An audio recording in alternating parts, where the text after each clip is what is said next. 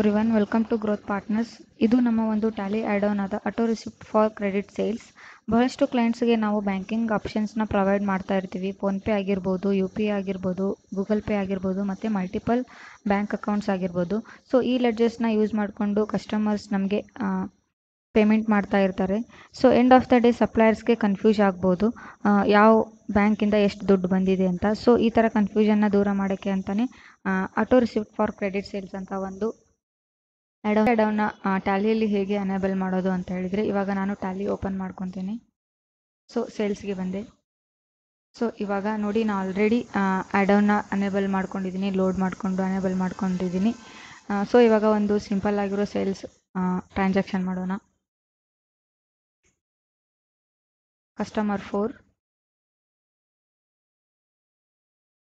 So ಈಗ sales account item 1, item 2, 0.84, 200. So ಇವಾಗ ನಾನು ಟ್ಯಾಕ್ಸಸ್ ಅಪ್ಲೈ ಮಾಡ್ತೀನಿ. CGST, SGST.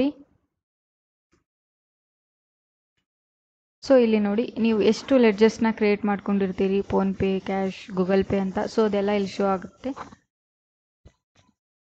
ನಿಮ್ಮದು ಕಸ್ಟಮರ್ ನಿಮಗೆ ಗೂಗಲ್ ಪೇ ಮಾಡಿದರೆ ಗೂಗಲ್ ಪೇ ಸೆಲೆಕ್ಟ್ ಮಾಡಿ, ಬ್ಯಾಂಕಿಂದ ಟ್ರಾನ್ಸಾಕ್ಷನ್ ಮಾಡಿದರೆ ಬ್ಯಾಂಕ್ ಅಂತ ಸೆಲೆಕ್ಟ್ ಮಾಡಿ. ಇವಾಗ ನಾನು ಫೋನ್ಪೇ ಅಂತ ಸೆಲೆಕ್ಟ್ ಮಾಡ್ತೀನಿ. PhonePe enter. ಇವಾಗ ನಾನು ಅಮೌಂಟ್ ಪೇ ಮಾಡ್ತೀನಿ 472. ನಿಮಗೆ ಆಟೋ ರಿಸಿಪ್ಟ್ ಎಂಟ್ರಿ ಬೇಕಾಗಿದ್ದರೆ ಇದನ್ನ ಎಸ್ ಮಾಡ್ಕೋಬೋದು, ಬೇಡ ಅಂದರೆ ನೋ ಮಾಡ್ಕೋಬೋದು. ಇವಾಗ ನನಗೆ ಕ್ರಿಯೇಟ್ ಆಟೋ ರಿಸಿಪ್ಟ್ ಬೇಕಾಗಿದೆ, ಸೊ ಎಸ್ ಅಂತ ಹೇಳ್ತೀನಿ. ಎಸ್. ಸೊ ಈ ಟ್ರಾನ್ಸಾಕ್ಷನ್ನ ನಾನು ಸೇವ್ ಮಾಡ್ತೀನಿ. ಸೇವ್. ಸೊ ಇವಾಗ ಬ್ಯಾಕ್ ಬರ್ತೇನೆ, ಎಸ್ಕೇಪ್. ಇಲ್ಲಿ ನಾನು ಡಿಸ್ಪ್ಲೇ ಮೋರ್ ರಿಪೋರ್ಟ್ಸ್ಗೆ ಬರ್ತೇನೆ. ನೆಕ್ಸ್ಟ್ ಅಕೌಂಟ್ಸ್ ಬುಕ್ಗೆ ಬರ್ತೇನೆ. ನೆಕ್ಸ್ಟ್ ಲೆಡ್ಜರ್ಸ್ಗೆ ಬಂದು ಕಸ್ಟಮರ್ 4 ಎಂಟರ್. ನೋಡಿ, ಇವಾಗ ಇಲ್ಲಿ ಆಟೋ ರಿಸಿಪ್ಟ್ ಕ್ರಿಯೇಟ್ ಆಗಿದೆ. ವಿತ್ ಸೇಮ್ ಅಮೌಂಟಿಂದ ಆಟೋ ರಿಸಿಪ್ಟ್ ಇಲ್ಲಿ ಕ್ರಿಯೇಟ್ ಆಗಿದೆ. ಎಂಟರ್. 472 ಸೇಮ್ ಅಮೌಂಟಿಂದ ಇಲ್ಲಿ ನೀವು ಆಟೋ ರಿಸಿಪ್ಟ್ ಕ್ರಿಯೇಟ್ ಆಗಿದೆ.